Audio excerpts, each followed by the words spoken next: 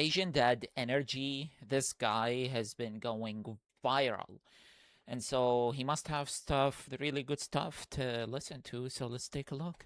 Hello world, I'm an unemployed ex-big tech software engineer with 25 years Yeah, but you're doing YouTube videos, so aren't you kind of self-employed with such a channel anyways? of experience in the tech industry. So involuntary early retirement has given me a lot of time to think. Involuntary early retirement. I mean, if it's early retirement, then it's typically involuntary. Is this idea of escaping the permanent underclass. So to give some context, America We would also need to define what an underclass is, an economic underclass. I would assume this is, I guess, people making enough money, well, not enough money, or enough money to live paycheck to paycheck. is becoming a K-shaped society, where the top leg of the K represents people who own assets. Think assets like financial investments. The bottom, vastly larger leg of the K represents people who don't own capital. People who So I mean, in a capitalist economy, capital also gets you capital all the time, so or most of the time. So I wouldn't. I mean, yes, we are actually experiencing a more severe version of K-shaped economy, but I would argue that K-shaped economies have always existed. The rich have always gotten richer, and the poor have kind of either stayed or maybe they had a little bit of an ability to climb the economic ladder, but it's getting worse now. I'm not saying it's not worse now compared to, I don't know, 25 years ago or 30 years ago. All I'm saying is the portion of the K-shaped economy where the affluent people are becoming more affluent has always been part of our reality.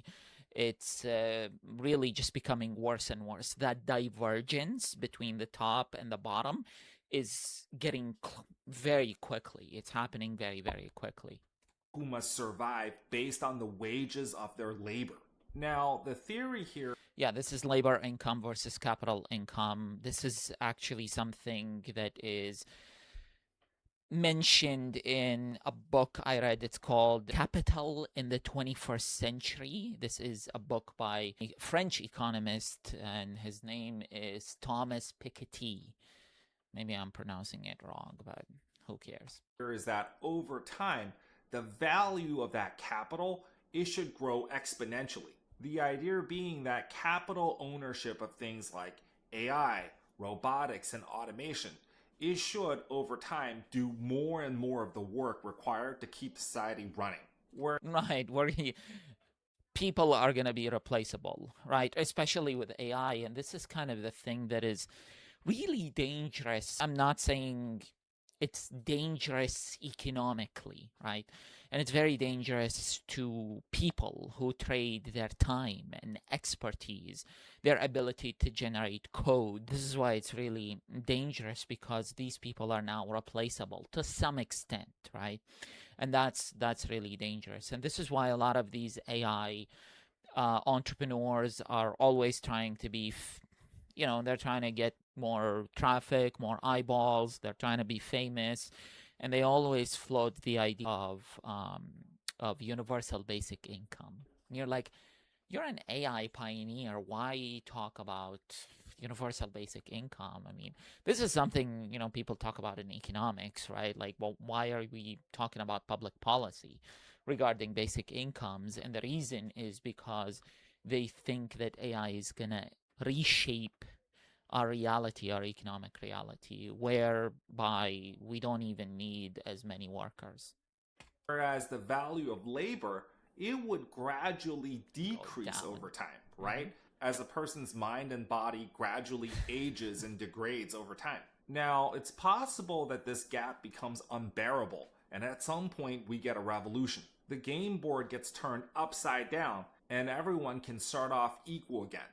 It's a real possibility. But Unless we have AI drones and AI flock cameras and AI soldiers that could short circuit that revolution, which turns out we are working on these things. Not me, they are working on it. But as I've discussed in past vlogs, it's also possible that the Vlogs. two legs of the K will grow wider and wider over time until social mobility becomes impossible. And that massive bottom leg will eventually transform into a permanent underclass. And the entire society would become a kind of techno-feudalism where you will own nothing and be sad.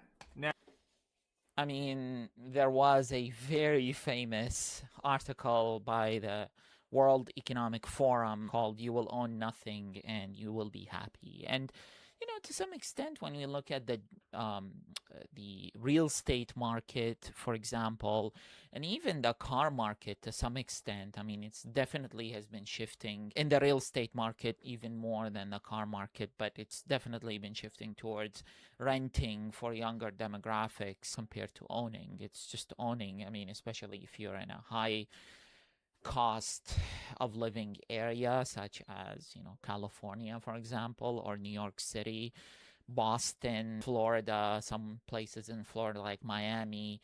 Good luck owning if you're like a 25-year-old with a regular job, you're not an influencer or a business owner. Now, if we look at societies throughout history, feudalism is actually pretty common. And in fact, it may be a more stable financial independence, kind of like stumbling upon an easy money miracle. Usually, this is something like getting in on the ground floor of an insanely speculative investment, like an NFT that promises insane returns.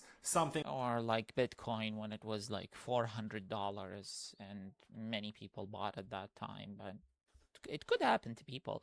It's like Nvidia some 10, 15 years ago. Like 1,000% return per year.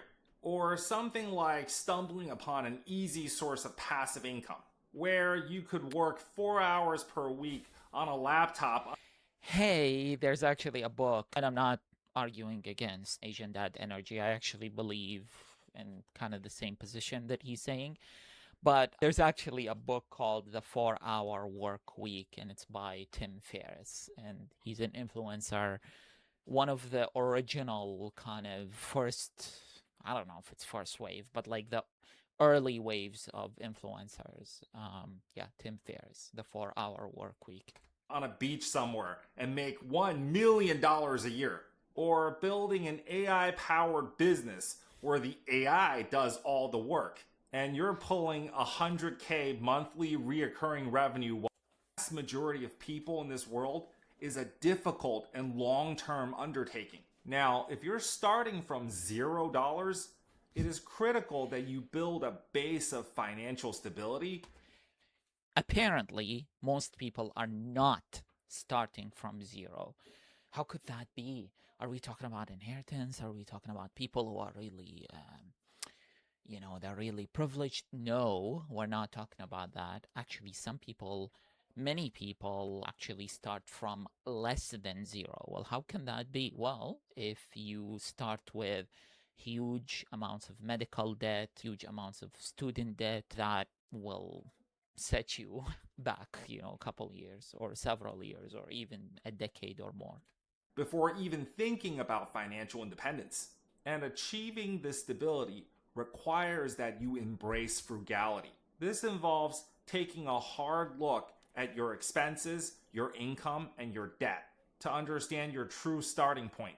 It involves understanding which of your expenses are essentials, things like how. Yeah, so the main idea is needs versus wants. You kind of want to understand your needs. What do you actually need to survive?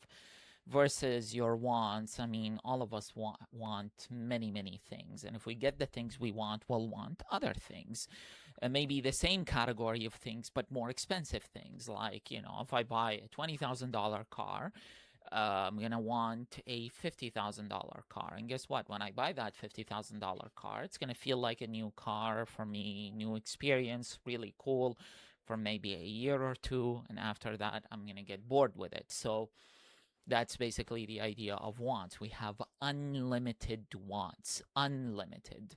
When it comes to needs, I mean, no, we have generally limited needs. Food, shelter, some level of social interactions, which are not actually very expensive. They don't have to be. And yeah, so that's frugality. Frugality is all about asking, incentives. Why am I actually paying for someone else's fifth yacht? Right? Maybe I shouldn't. Maybe I should invest in myself. Housing, food, utilities, and which way to Already. accelerate your journey to financial independence is to create actual value. The basic formula here is simple. Find a real difficult problem. There is no formula. There is a generic way of thinking. There's a generic kind of steps you can use to think about different possibilities. I really don't. I mean, when you say formula, like it's not a formula. It's a way of thinking. It's a framework. Become good at solving that problem, help other people, and get paid for the value that you create. This requires mastering the skills that allow you to solve these hard problems. Skills for whatever these problems are, right? Like, for example, engineering skills to make things, marketing skills for getting attention. It makes sense to make that money work for you. Because after all, we live in a hyper-capitalist system. What does that mean? It means to take your savings and invest it in assets. Right. So save and invest. That's the thing. Because if you keep saving without investing, inflation is basically working against you. It's degrading the purchasing power of your dollars. So you're just saving the dollars. You actually end up losing. So if you have $1 million of savings and inflation is 4%, it's 3.7% nowadays, but let's say it's 4%, you just lost $40,000. You actually didn't lose it in terms of like someone stole it from you in terms of like the actual dollar bills or the digits on a screen, your balance in the bank. But it's more like you are being robbed through the ability of the dollars that you own, the $1 million that you own to buy stuff. So would you rather take $1 million today or $1 million in the 70s? Clearly, everybody I ask says I would rather take $1 million in the 70s. Well, why? Well, because in the 70s, $1 million was like a lot of money. Well, isn't it the same as $1 million today? No, it's not. The purchasing power, I mean, the amount is the same, but the purchasing power is different. So yeah, save and invest, and this is how you could escape, or you could have a good chance at escaping the permanent underclass, economic underclass, which we're theorizing will occur or may have already occurred for many, many people. So yeah, good stuff. I like this guy. I will keep reacting to his stuff. Yeah, so I'll see you on the next one.